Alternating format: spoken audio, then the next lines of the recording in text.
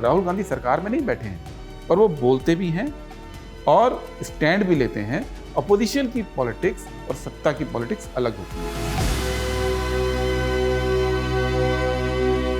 नमस्कार, जागरण डायलॉग्स में आप सभी का स्वागत है। मैं हूं स्मृति रस्तोगी। आज हमारे साथ एक और बहुत खास मेहमान हैं, Gurdeep Singh Sappal ji, national spokesperson Congress. Sir, आपका बहुत बहुत स्वागत है। नमस्कार सर। शुरुआत यहीं से करूंगी क्योंकि अभी हाल फिलहाल जो बहुत चर्चा में है वो है नेशनल हेराल्ड का केस। लगभग 10 साल पुराना ये केस है। एनफोर्समेंट डायरेक्टोरेट की अपनी पूछताछ जांच चल रही है सोनिया गांधी जी से, राहुल गांधी जी से। ऐसे में एक देशव्यापी प्रदर्शन कर रही है कांग्रेस। मैं सबसे पहला जो सवाल हर किसी के मन में है कि अगर सोनिया जी, राहुल जी का कोई इन्वॉल्वमेंट नहीं है तो इस तरह से प्रदर्शन करके क्या साबित करना चाह रही है कांग्रेस?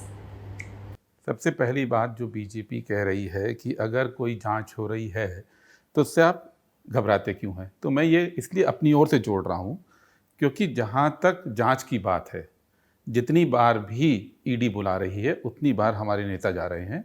सोनिया जी भी गई, राहुल गांधी भी कई बार गए, उसके पहले मल्लिकार्जुन खड़गे भी गए, पवन बंसल भी गए। तो ईडी की जांच के साथ हम पूरा सहयोग कर रहे हैं, कहीं उससे बचाव की कोई बात नहीं है। समस्या यहाँ पर आती है कि जांच हो क्यों रही है। आपको शायद मालूम हो कि नहीं हो, आज तक बीजेपी का कोई प्रवक्ता, कोई वकील ये नहीं बता पाया कि मनी लॉन्ड्रिंग कहाँ पे है, क्योंकि मनी लॉन्ड्रिंग का इस देश के अंदर एक कानून है। वो कानून मनी लॉन्ड्रिंग की परिभाषा तय करता है। परिभाषा क्या है कि किसी जुर्म से, किसी क्राइम से कोई पैसा आया हो और उससे कोई संपत्ति बनाई गई हो। अब तक ये बात कहीं पे कोई नहीं कह पा रहा है कि किस क्राइम से पैसा आया। ना कोई क्राइम है, ना पैसा आया, ना पैसा गया, तो मनी लॉन्ड्रिंग हो नहीं सकती। यही वजह है कि आज 7 साल हो गए इसको चलते हुए, दोबारा से इस पे एफआईआर नहीं हो पाई है। इसमें जांच एजेंसी के साथ बेखौफ होकर सहयोग भी कर रहे हैं, लेकिन जांच एजेंसियों के दुरुपयोग के खिलाफ हम लोग प्रदर्शन भी कर रहे हैं। अच्छा, अब क्योंकि बीजेपी की बात हो रही है तो गृह मंत्री अमित शाह जी ने कहा, एक स्टेटमेंट कही है कि 2002 में जब गुजरात दंगे हुए थे उनको लेकर के भी प्रधानमंत्री नरेंद्र मोदी जी, जो कि तत्कालीन वहाँ के मुख्यमंत्री थे गुजरात के, उनसे भी एसआईटी द्वारा एक विशेष टीम का गठन हुआ था। उनसे जो पूछताछ हुई थी, जाँच पड़ताल करी गई थी, मगर उस वक्त उन्होंने सहयोग किया था। उन्होंने बोला कि और कोई नाटक नहीं किया था प्रदर्शन को लेकर के, क्योंकि जिस तरीके के प्रदर्शन थोड़े उग्र रूप ले रहे हैं। तो आप इस पर क्या कहेंगे? देखिए, मोदी जी ही नहीं, इस देश में बहुत सारे नेताओं की बहुत सारी जांच हुई है। ऐसा तो नहीं कि पहली बार कोई जांच हो रही है, और हर जांच इस देश के अंदर हुई है उसमें लोगों ने हिस्सा लिया है। यहाँ पे इशू ये नहीं है कि जांच हो रही है, यहाँ इशू है कि वो जांच हो रही है जिसको मोदी सरकार के दौरान ही ईडी ने क्लोज कर दिया था, ये कहते हुए कि इसके अंदर कोई सब्सटेंस नहीं है। 2015 के अंदर ये जांच बंद हो गई थी, ईडी ने खुद क्लोज किया था, हमने नहीं किया था, ये कहते हुए कि इसके अंदर कोई क्राइम नहीं हुआ। उसके बाद क्या किया बीजेपी सरकार ने? उसने ईडी डायरेक्टर को चेंज कर दिया, फिर एक रूल चेंज किया, नया रूल लाए जिसमें कि बिना एफआईआर के भी जांच हो सकती है। और फिर उस रूल के तहत पिछले 2015 से आज 22 हो गया है, आपको कहीं कुछ मिला नहीं। इतने समय में कुछ मिला होता तब बात है। तो इसलिए इस जांच के ऊपर सवाल है। 2013 में सर, एक जब यूपीए की रेजीम थी तब सुप्रीम कोर्ट ने कहा था कि सीबीआई को लेकर के कि caged parrot speaking in the voice of its political masters. तब उस वक्त सप्पल जी किसी तरीके का कोई क्लैरिफिकेशन क्यों नहीं आया था? इंटरेस्टिंग क्वेश्चन है। 2012, 13, 14 के अंदर इस देश में पूरा एक फर्जी माहौल खड़ा किया गया था 2G घोटाले का और कोल घोटाले का। 2G घोटाला 1,76,000 करोड़ का घोटाला माना गया और 1,86,000 करोड़ का कोल घोटाला माना गया।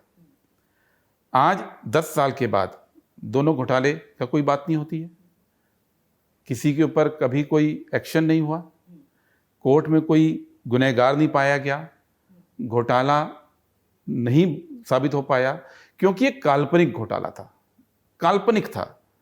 उस वक्त सीएजी ने कहा भी था कि नोशनल लॉस, लेकिन पूरा जो मीडिया उस समय बीजेपी के साथ खड़ा होना शुरू हो गया था, उसने काल्पनिक शब्द को हटा दिया और घाटे को दिखाया। अब उस दौरान में मामला कोर्ट के अंदर भी गया, कोर्ट ने कई बहुत टिप्पणियां की। ये जो टिप्पणी आप कह रहे हो, ये टिप्पणी हुई थी जब कोर्ट के अंदर कोल का घोटाला गया था, और हम लोग उस समय की यूपीए की सरकार ये कह रही थी कि नहीं, कहीं कोई घोटाला नहीं है, सीबीआई ठीक जांच कर रही है। तो उस समय के जज ने कह दिया कि नहीं, CBI is a caged parrot. लेकिन पूरे देश को गुमराह किया गया था उस समय, और उसमें हमारी एजेंसीज के ऊपर भी अनावश्यक प्रहार किया गया था। लेकिन तब में और अब में फर्क है। उस वक्त अगर कोई भी शिकायत आती थी तो यूपीए की सरकार खुद जांच शुरू कर देती थी। ये हम मानते थे कि हमारे देश में जांच एजेंसियां निष्पक्ष हैं, हमारे देश में न्यायपालिका निष्पक्ष है। अगर कोई आरोप लगा रहा है तो हम खुद जांच कर देंगे और साबित हो जाएगा। इसलिए साबित भी हुआ। 2G की जांच भी हमने शुरू कराई, कोल की भी शुरू कराई, आदर्श की भी शुरू कराई, कॉमनवेल्थ की भी शुरू कराई। यही 4 इश्यूज आए थे। इन चारों में हम लोग साफ हुए। यूपीए के ऊपर कोई आज लांछन नहीं लगा, कोई साबित नहीं हो पाया। आज मामला उल्टा है। आज एजेंसीज चुन चुन के केवल राजनीतिक लोगों पर कार्रवाई कर रही हैं। अब ईडी की जो बात आप करोगे, ईडी का मैंडेट क्या है? ईडी का मैंडेट यह है कि जो फ्रॉड होते हैं देश में, फाइनेंशियल फ्रॉड, उनके पीछे जाना, मनी लॉन्ड्रिंग वो कहाँ कर रहे हैं उनको पकड़ना। फ्रॉड कितने हुए हैं? टाइम्स ऑफ इंडिया ने एक लिस्ट पब्लिश की थी 36 लोगों की जिन्होंने 1000 करोड़ से ऊपर का घोटाला किया। 255 लोगों की वो लिस्ट है जिन्होंने 2,40,000 करोड़ का घोटाला किया। और इसके ऊपर फिर नीरव मोदी, माल्या, चौकसी, जो शिपिंग यार्ड कंपनी, ये सब हैं। कुल मिला के 5,35,000 करोड़ का घोटाला मोदी जी की सरकार में हुआ है। बैंकों का फ्रॉड हुआ है। पीएमएलए के अंदर ईडी को इनकी जांच करनी चाहिए थी, इन लोगों की रिकवरीज करनी चाहिए थी, इन लोगों से देश का पैसा वापस लाना चाहिए था। वो जांच तो नहीं कर रहे। एक और बड़ा सवाल सपल जी कि आप यूपीए रेजीम में जो farmer vice president of India माननीय हामिद अंसारी जी, उनके ओएसडी भी आप रहे हैं। हाल फिलहाल एक बड़ा मुद्दा जो कि आ रहा है, एक पाकिस्तानी जर्नलिस्ट की तरफ से एक अलेज्ड लिंक्स को लेकर के नुसरत मिर्ज़ा ने एक अलेज्ड लिंक्स की बात करी है, जिसको लेकर के बीजेपी ने कई सवाल उठाए हैं। कितने वाजिब हैं वो सवाल? आपने नुसरत मिर्ज़ा का इंटरव्यू देखा था, ओरिजिनल वाला? उसमें उसने कहीं नहीं बोला कि वो हामिद अंसारी जी से, पूर्व उपराष्ट्रपति जी से मिला। उसने बोला कि 2010 के अंदर एक टेररिज्म में सेमिनार था जिसमें उपराष्ट्रपति बोले मैं वहाँ था। अब सेमिनार के अंदर मुख्य अतिथि के तौर पे हामिद अंसारी थे। उसमें अगर कोई आया, कोई गया, उसकी जवाबदेही उस सेमिनार के आयोजकों पे होती है। जब 2010 की बात की नुसरत मिर्ज़ा ने, तो हमने रिसर्च किया कि 2010 के अंदर किस सेमिनार में अंसारी जी बोले। तो केवल एक सेमिनार था टेररिज्म पे, जो कि बार काउंसिल ऑफ इंडिया ने, बार एसोसिएशन ऑफ इंडिया ने ऑर्गेनाइज किया था। बाद में बोला गया नहीं, वो वाला नहीं है, 2009 वाला है। हमको तो ना 2009 का पता है नुसरत मिर्ज़ा का, ना 2010 का पता है। उसके बाद नुसरत मिर्ज़ा ने खुद क्लैरिफिकेशन बीबीसी को दिया कि उसने ये बात कभी बोली ही नहीं कि अंसारी जी से कभी वो मिला। सवाल ये नहीं है, सवाल ये है कि भारतीय जनता पार्टी ने इस पे बाकायदा प्रेस कॉन्फ्रेंस की। भारतीय जनता पार्टी क्या ये भूल गई है कि वो सत्ता के अंदर है? क्या ये भूल गई है कि गृह मंत्रालय वही चला रहे हैं? क्या वो भूल गई है कि विदेश मंत्रालय वही चला रहे हैं? अगर हामिद अंसारी जी ने पाकिस्तान के किसी व्यक्ति को बुलाया तो वो रिकॉर्ड तो वीज़ा एप्लीकेशन के साथ होगा। क्यों नहीं बुला के जांच लिया? जो ना केवल 2 बार देश के उपराष्ट्रपति रहे, बल्कि वो यूनाइटेड नेशंस में रहे। और यूनाइटेड नेशन में 92 में जब बाबरी मस्जिद का विध्वंस हुआ, उसके बाद पाकिस्तान ने 2 साल भरसक कोशिश की थी कि कश्मीर का मुद्दा इंटरनेशनलाइज दोबारा से हो। और जो व्यक्ति वहाँ पे लड़े और पाकिस्तान को हराया 92 से 94 में, वो हामिद अंसारी थे। जिस व्यक्ति का ये योगदान है देश के अंदर, वो व्यक्ति वो हैं हामिद अंसारी, जो राउंड टेबल के, जब यूपीए के टाइम में बनी थी 2006 में, उसके एक चेयरमैन थे। और उनकी ये रिपोर्ट है कि कश्मीरी पंडितों को कश्मीर में कैसे बसाना चाहिए, कैसे सेंट्रल यूनिवर्सिटी में उनको आरक्षण देना चाहिए, कैसे कश्मीरी पंडितों को जॉब अपॉर्चुनिटीज देनी चाहिए। ये वो व्यक्ति हैं, आज आप उन पे आरोप लगा रहे हैं। सपल जी, पहले भी प्रेसिडेंशियल और वाइस प्रेसिडेंशियल इलेक्शंस हुए हैं, काफ़ी नाम ऐसे आए हैं जो बड़े चर्चित नाम हैं, मगर इस बार का जो इलेक्शन रहा है, नॉमिनेशन पहले रहा है, चाहे फिर वो द्रौपदी मुर्मू जी का नाम हो बीजेपी से, और चाहे अब जो जगदीप धनखड़ जी का नाम हो वाइस प्रेसिडेंशियल कैंडिडेट के लिए, तो ये जो नाम है, बीजेपी क्या मैसेज देने की कोशिश करिए, क्या संदेश देने की कोशिश करिए, आपको क्या लगता है ऐसे नामों के पीछे? क्योंकि एक को किसान पुत्र बोला, एक को आदिवासी लीडर प्रेसिडेंट हमारी द्रौपदी मुर्मू जी, तो आपको क्या लगता है? देखिए, जो भी सत्ताधारी पार्टी होती है, जब वो राष्ट्रपति या उपराष्ट्रपति का चुनाव करती है तो मैसेज देने की कोशिश करती है, और ये पहली बार नहीं हुआ। पहली बार दलित राष्ट्रपति कांग्रेस के टाइम में के आर नारायणन बने, पहली बार महिला प्रधानमंत्री प्रतिभा सिंह जी बनी, पहली बार सिख राष्ट्रपति बनी, पहली बार सिख राष्ट्रपति यानी जैल सिंह बने, ऐसा नहीं मुस्लिम राष्ट्रपति बने। इसी कड़ी में अब ट्राइबल राष्ट्रपति बीजेपी ने दी हैं, जिनका कि स्वागत है। और ये भी सच है कि इसके पहले पीए संगमा भी एक बार चुनाव लड़ चुके हैं, वो भी ट्राइबल थे। तो ऐसा नहीं कि पहली बार ट्राइबल उम्मीदवार आए हैं, ये दूसरी बार आए हैं, लेकिन हाँ वो जीती हैं क्योंकि सत्ताधारी पार्टी की कैंडिडेट थी। तो हर सत्ताधारी पार्टी कोई ना कोई मैसेज देने की कोशिश करती हैं, और ये पहली बार नहीं हुआ, ये हर बार होता है। और इस देश के अंदर इसका महत्व भी होता है, क्योंकि ये देश विविधताओं का देश है, और ये अच्छी बात है कि विविधताओं को पहचान कर उसको आगे बढ़ाना चाहिए। यही तो हम आज तक कहते आए हैं। आज वो सम्मानित राष्ट्रपति हैं, और उनको हमारी पार्टी पूरी तरह हर तरह से सहयोग करेगी। सपल जी, एक और बहुत बड़ा सवाल जो लोगों के मन में है कि राहुल गांधी इस वक्त पॉलिटिक्स में इतना इनएक्टिव क्यों हैं? आगामी जो स्टेट चुनाव है, राज्य चुनाव है, चाहे हिमाचल की बात करें, चाहे हम गुजरात की बात करें, ऐसे में नहीं डायरेक्टली तो इनडायरेक्टली ही सही, उनसे पार्टी को उम्मीदें होंगी, उनसे देश को भी उम्मीदें होंगी। कहीं ना कहीं कांग्रेस पार्टी का एक मुख्य चेहरे के रूप में उनको देखा गया है। कहाँ हैं राहुल गांधी जी? आप अगर आज पार्लियामेंट में होते, आप देखते हो राहुल गांधी पार्लियामेंट में थे। राहुल गांधी किसी पद पे तो नहीं है, लेकिन वो कांग्रेस पार्टी के साथ पूरी तरह जुड़े हैं। अभी वो पूरे देश की कन्याकुमारी से कश्मीर तक की पदयात्रा करने जा रहे हैं, उसकी घोषणा हो गई है। एक पॉलिटिकल नेता जो विपक्ष में होता है, उसका यही तो काम है कि वो पार्टी के अंदर काम करे और जनता के मुद्दों को उठाए। पीछे कुछ सालों में जितने भी मुद्दे हुए हैं, सबसे खुल के उन पर कौन बोले हैं? चाहे वो नोटबंदी का मुद्दा हो, चाहे वो जीएसटी का मुद्दा हो, चाहे वो कोविड में जो शुरू में लापरवाहियाँ की गई हो उसका मुद्दा हो, चाहे टीके जब उपलब्ध नहीं कराए जा रहे थे उसका मुद्दा हो, चाहे आज अर्थव्यवस्था का मुद्दा हो, चाहे अत्याचार जो हो रहे हैं विभिन्न वर्गों पे उसका मुद्दा हो, हिंसा के खिलाफ बोलने का मुद्दा हो, राहुल गांधी बोलते हैं। और वो बोलते भी हैं और स्टैंड भी लेते हैं, और अभी आने वाले दिनों में वो पूरी पदयात्रा भी करने जा रहे हैं। राहुल गांधी सरकार में नहीं बैठे हैं। आप मुझे बताइए कि इस देश में जब बीजेपी विपक्ष में रहती थी तो क्या हर रोज़ बीजेपी के लीडर सबके बीच में कुछ ना कुछ कर रहे होते थे? अपोजिशन की पॉलिटिक्स और सत्ता की पॉलिटिक्स अलग होती है। राहुल गांधी लगातार संगठन बनाने का काम कर रहे हैं, और राहुल गांधी लगातार इश्यूज़ पे बोलने का काम कर रहे हैं, और राहुल गांधी अब पूरे देश की पदयात्रा करने जा रहे हैं। तो इसके अलावा भी अगर कोई रोल होता है अपोजिशन पार्टी के किसी नेता का तो मुझे बताइए, मैं स्वीकार कर सकता हूँ। सपल जी, एक और जो बात है जो मन में सबके रहती है कि क्यों कांग्रेस एक फुल टाइम प्रेसिडेंट नहीं इलेक्ट कर पा रही है? आपको नहीं लगता कि इसका इम्पैक्ट कहीं ना कहीं जो भी 5 राज्यों में चुनाव हुए उस पर पड़ा? ये सवाल जो है ना, करीब 6-8 महीने लेट पूछा आपने, क्योंकि ऑलरेडी कांग्रेस के अंदर चुनाव की प्रक्रिया जारी है। सितंबर के अंदर कांग्रेस अध्यक्ष का चुनाव है, और फिलहाल सोनिया गांधी पूर्णकालिक अध्यक्ष हैं। जब ये बात पहले भी उठी थी तो CWC मीटिंग में उन्होंने अपनी स्पीच में भी बोला था। ये इंटरिम प्रेसिडेंट का जो शब्द आया था, ये मीडिया की देन था। कांग्रेस के संविधान में कोई इंटरिम प्रेसिडेंट का कोई प्रावधान नहीं है। आज की तारीख में सोनिया गांधी अध्यक्ष हैं, पूर्णकालिक अध्यक्ष हैं।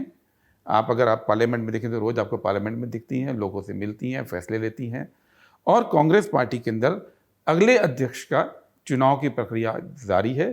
वोटिंग लिस्टें तैयार हो गई हैं, और सितंबर के अंदर चुनाव भी हैं। चुनाव की आप बात करें, ऐसे कौन से बड़े चेहरे हैं सपल जी जिनको हम देख सकेंगे या जिनको पार्टी कंसिडर कर रही है? अगर आप थोड़ा सा बताना चाहें। इसमें ये सवाल मेरा जवाब देने का नहीं है, क्योंकि ये ओपन चुनाव है। ओपन चुनाव में कौन व्यक्ति चुनाव लड़ेंगे ये तभी तय होगा। इस पे आज की तारीख में कहना बहुत मुश्किल है। सिर्फ 2 राज्यों में इस वक्त कांग्रेस पावर में है, क्या रीज़न है? क्योंकि चुनाव की प्रक्रिया ऐसी होती है कि हर पार्टी अपना दमखम लगाती है। आपने अभी राहुल जी के पदयात्रा के बारे में बात करी, इलेक्शन से पहले काफ़ी एक्टिव होते हैं, काफ़ी जनसंपर्क यात्राएं होती हैं। आपने यूपी में भी बहुत कोशिश करी, उत्तराखंड में भी, क्योंकि ये चीज़ थी, कयास थी कि ऑल्टरनेट सरकार आती है उत्तराखंड में, मगर इस बार ऐसा नहीं हुआ। अब हिमाचल है और गुजरात है, हिमाचल में भी यही ट्रेंड रहता है ऑल्टरनेट गवर्नमेंट का, तो क्या कुछ तैयारियाँ हैं और क्या कुछ उम्मीदें हैं? देखिए, थोड़ा सा अगर आप इतिहास में देखेंगे तो एक वक्त 2000 के शुरू में, इस सदी के शुरू में तब था जब कांग्रेस के पास केवल एक राज्य सरकार थी मध्य प्रदेश में, और कोई सरकार नहीं थी। हम लोग वहाँ से भी वापस आए, इस बार भी आएंगे। 2000 में भी हम केवल एक राज्य सरकार पे रह गए थे। आज हमारे पास 2.5 तो हैं, एक झारखंड की भी है जिसको आपने नहीं बोला, कोएलिशन गवर्नमेंट है। तो आज की तारीख में और ऐसा नहीं कि हम ये चुनाव हार के 2 पे आए हैं। गोवा की सरकार हमसे छीनी थी, मध्य प्रदेश की सरकार हमसे छीनी गई, कर्नाटक की सरकार छीनी गई, मणिपुर की सरकार छीनी गई, उत्तराखंड में पिछली बार सरकार को गिराया गया था। कितनी सरकारें हैं जहाँ पे बीजेपी ने चुनी हुई सरकार को, अपनी हार को इग्नोर करते हुए पैसे के दम पे कब्जा किया गया है।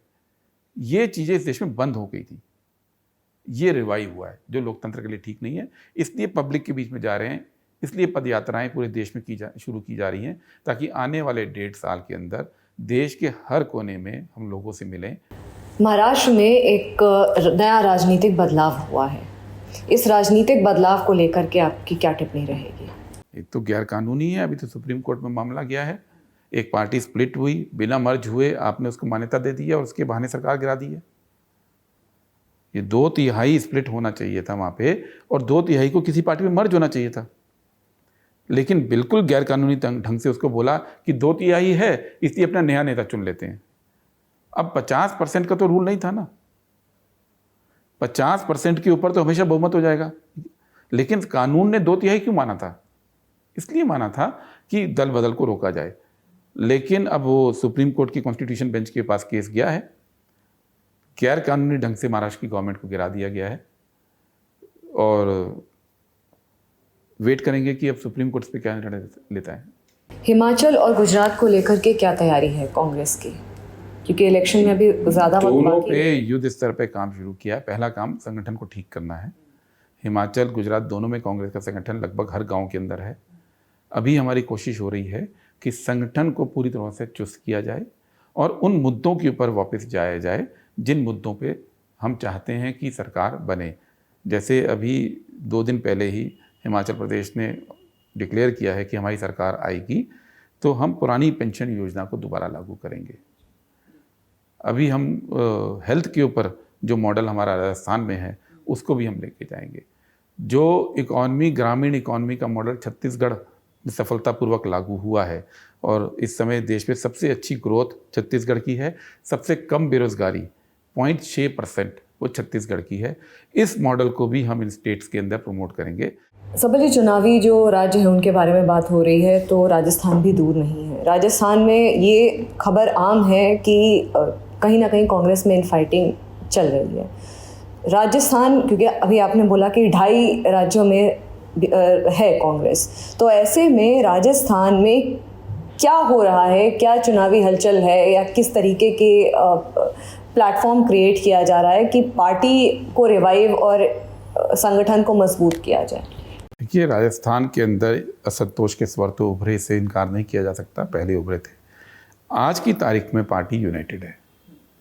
आप रिसेंट पास्ट में कोई ऐसा स्टेटमेंट नहीं दिखा सकते हैं जिससे ये कहीं पे संकेत आए कि पार्टी में कोई खुलकर लड़ाई हो रही है। हाँ, एस्पिरेशंस होती है और पार्टी का काम होता है अलग अलग नेताओं की एस्पिरेशंस को जगह देना।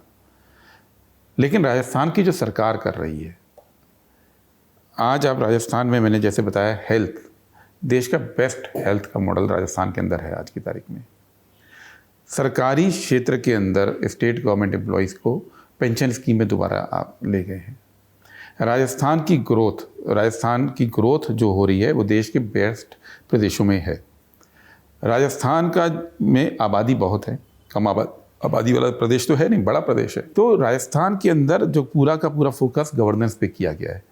कांग्रेस पार्टी आज भी मानती है कि गवर्नेंस पे ही चुनाव होने चाहिए, गवर्नेंस पे ही राज किया जाना चाहिए। क्योंकि एक नेशनल स्पोक्स पर्सन है एक नेशनल पार्टी के, ये सफ़र कहाँ तय हुआ? पॉलिटिक्स में आने का ये सफ़र क्या मन में आया कि आप एक पार्टी को, नेशनल पार्टी को आज एक रिप्रेजेंट कर रहे हैं? मैंने जीवन में बहुत पहले सोच लिया था कि पॉलिटिक्स में ही रहना है, लेकिन पॉलिटिक्स पॉलिसी प्लानिंग के लेवल पे करनी है। और इसीलिए मैं यूपीए की सरकार में ऑफिशियल के रूप में भी जुड़ा था, इसलिए पार्लियामेंट के साथ भी जुड़ा था। और जब पार्लियामेंट का मेरा टेन्योर ख़त्म हुआ तो मैं एक्टिव रूप से पार्टी के साथ आ गया हूँ, क्योंकि मेरा ये मानना है कि अगर हम जैसे लोग पॉलिटिक्स में नहीं उतरेंगे तो एक वैक्यूम क्रिएट होता है और पॉलिटिक्स उन लोगों के हाथ में जाती है जो कि शायद बहुत अच्छी बात देश के लिए नहीं होती है। इसलिए उन सब लोगों को जो देश के लिए सोचते हैं, जो पढ़े लिखे हैं, जो उन मूल्यों में, नैतिक मूल्यों में विश्वास करते हैं, उनको एक्टिव रूप से पॉलिटिक्स में आना चाहिए। क्योंकि अब आप समझ लीजिए कि अब तो सब दिख रहा है पूरे देश को कि आप कितना बढ़िया कमा लीजिए, आप कितने बढ़िया व्यक्तिगत तरक्की कर लीजिए, पर देश का माहौल भी कुछ होता है और वो पॉलिटिक्स तय करती है। जैसे 2012 के अंदर दिल्ली को कहा जाता था कि पूरी दुनिया का सबसे ग्रीन कैपिटल है। आज 10 साल के बाद दिल्ली को पूरी दुनिया का सबसे प्रदूषित राजधानी बोला जाता है। आज 50 जो सबसे ज़्यादा प्रदूषित शहर हैं पूरी दुनिया के, 35 भारत के हो गए हैं। 35। ये अपने आप नहीं हुआ है, ये राजनीति तय करती है। और मेरा अपना मानना है कि हम जैसे लोगों को राजनीति में उतरना चाहिए ताकि इन चीज़ों पे हम लोग नीतियों पे काम कर सकें। क्योंकि सांस तो आपको उसी हवा में लेनी पड़ेगी जो हवा सबके लिए है। वो आपकी कमाई, आपकी पर्सनल तरक्की आपके लिए अलग हवा पैदा नहीं कर सकती है, आपके लिए अलग सामाजिक माहौल नहीं दे सकती है, आपके लिए समाज में शांति अलग से पैदा नहीं कर सकती है। आपको उसी समाज में जीना है, उसी में रहना है, उसी में आगे बढ़ना है। तो इसलिए राजनीति में हूँ। सपल जी, आपका बहुत बहुत धन्यवाद। अपना वक्त निकाल करके हमारे साथ किसी विषय पर चर्चा करने के लिए हम तहे दिल से आपके आभारी हैं। Thank you. फिलहाल जागरण डायलॉग्स में आज इतना ही।